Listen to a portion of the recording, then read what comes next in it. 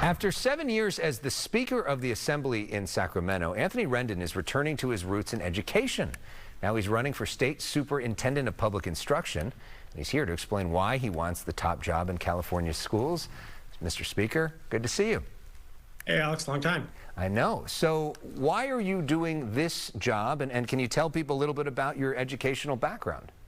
Sure, no problem. The reason I'm doing this job is, I worked 20 years in early childhood education prior to serving in the legislature.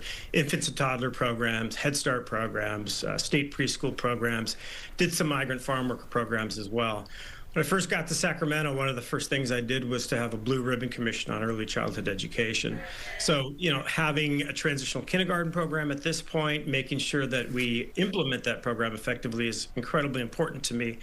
But as someone who went to K through 12 schools in this state, somebody who went to community college in this state, somebody who went to the Cal State system, got his PhD in the UC, I know how important public education is just throughout the system. And for me, this is an opportunity to sink my teeth into that.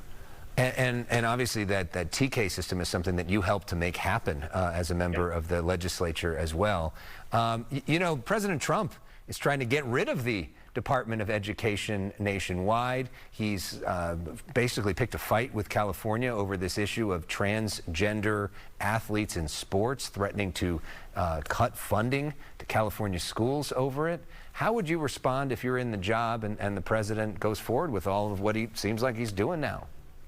Well, a few things. I think that was one of the reasons that I really started thinking about this position. The California Department of Education will likely end up being the most relevant education department in this country. Unfortunately, the U.S. Department of Education should be the most relevant, but I fear that it won't be.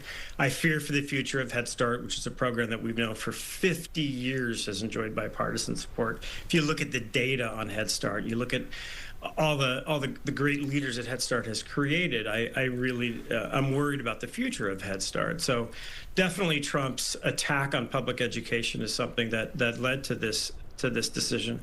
With respect to trans students, look, we know that trans students are among the most vulnerable folks in our school system, in our communities, and it seems as though a lot of those folks have been used as a political pawn more than anything. Rather than being supported, rather than getting the love and attention that they need, they've been treated as pawns in what is really a ideological cultural war, and that's not where we need to be as a society. But opponents would say you also should protect the girls in sports. They shouldn't get beaten by somebody in an unfair way.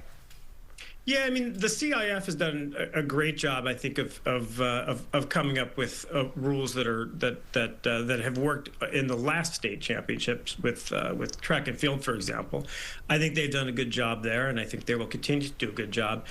And I think it's important to keep in mind that we're talking about literally single-digit trans athletes that are sort of in question here, and I think it's all been blown out of proportion as a part of an ideological and cultural war. Well, one thing that affects almost every single student is social media and phones and where we go from here. I know you, as a member of the legislature, you were literally looking at the issue of happiness. There's probably some data in terms of how this impacts happiness. How do you see technology and the proper way for it to be used in our classrooms going forward? Yeah, I appreciate the question. When I was in the legislature, we developed passed a law which said that every school district in the state has to develop social media and a cell phone policy. That bill's being implemented right now. Not all school districts agreed with it, but they're getting on board in terms of developing guidelines. In terms of happiness, we know from incredible data from Oxford University, from the United Nations, that social media has, instead of making us happier, has kind of driven us apart. Instead of bringing people together, I should say, has driven us apart and has not made us happier. It's made us more disconnected. That being said, social media, cell phones, the internet, these are all important tools, and our students in California public schools need to understand artificial intelligence, for example, and need to be comfortable They can't be left out in the dark, but they need to understand its proper place and proper role. Well, it's a long race ahead, and hopefully we can have more conversations because these are complicated issues, but we appreciate getting that conversation started tonight.